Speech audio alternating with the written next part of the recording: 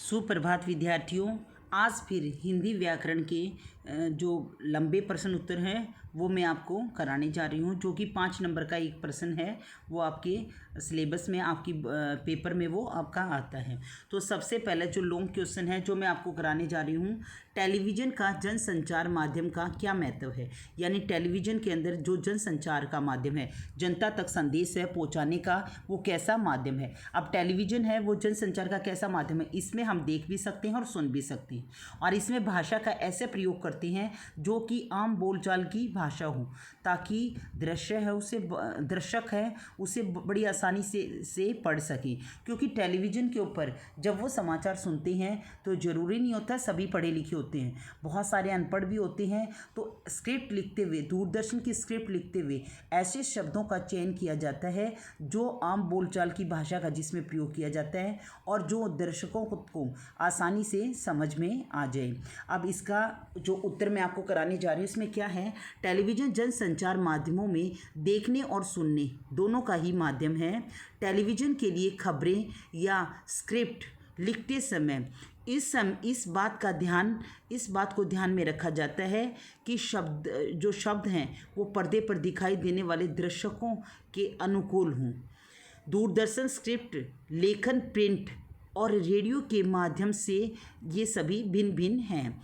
इनके द्वारा कम से कम शब्दों में अधिक से अधिक समाचार हैं वो जनता तक पहुंचाए जाते हैं। दूरदर्शन के लिए समाचार दर्शकों के आधार पर लिखे जाते हैं, यानी जो दर्शकों की मांग होती है उसी आधार पर समाचार है वो लिखे जाते हैं। कैमरे के लिए दिए गए शॉट के आधार बनाकर समाचार है वो तैयार किए जाते हैं। दूरदर्शन पर समाचार 2 तरह से पेश किए जाते हैं। इसका प्रारंभिक हिस्सा, इसमें मुख्य समाचार होते हैं। रीडर या एंकर दर्शकों के बिना समाचार है वो पढ़ते हैं।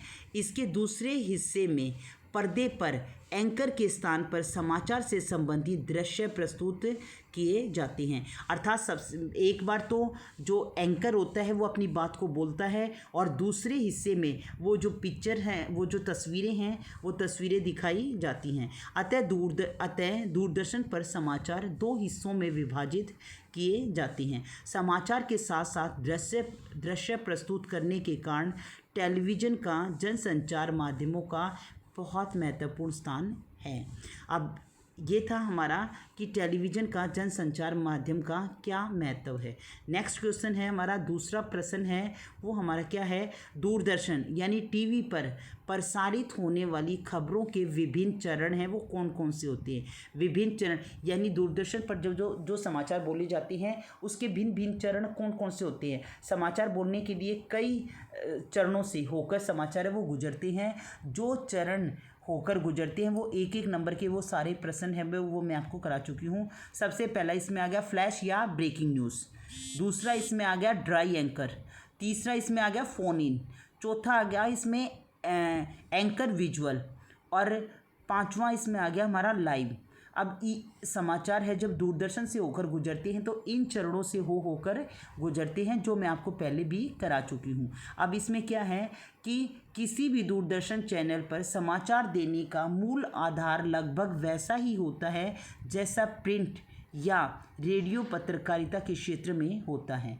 वह आधार होता है जिसमें सबसे पहले सूचनाएं देना, और दूरदर्शन पर ये सूचनाएं कई चरणों में होकर गुजरती हैं। सबसे पहला चरण जो मैं आपको पहले भी करा चुकी हूँ, सबसे पहला चरण है फ्लैश या ब्रेकिंग न्यूज़। यानी ब्रेकिंग न्यूज़ कम से कम शब्दों में अधिक महत्वपूर्ण बात दर्शकों तक है वो अति शीघ्र है वो पहुँचाई जाती है, उसे ही फ्लैश या ब्रेकिंग न्यूज़ कहते हैं। जैसे सर्वप्रथम कोई बड़ी या महत्वपूर्ण खबर है, फ्लैश या ब्रेकिंग रूप में उसी क्षण दर्शकों तक पहुंचाई जाती है और कम से कम शब्दों में महत्वपूर्ण समाचार है वो दिया जाता है, वही फ्लैश या ब्रेकिंग न्यूज़ कहलाती है। दूसरा हमारा था ड्राई एंकर।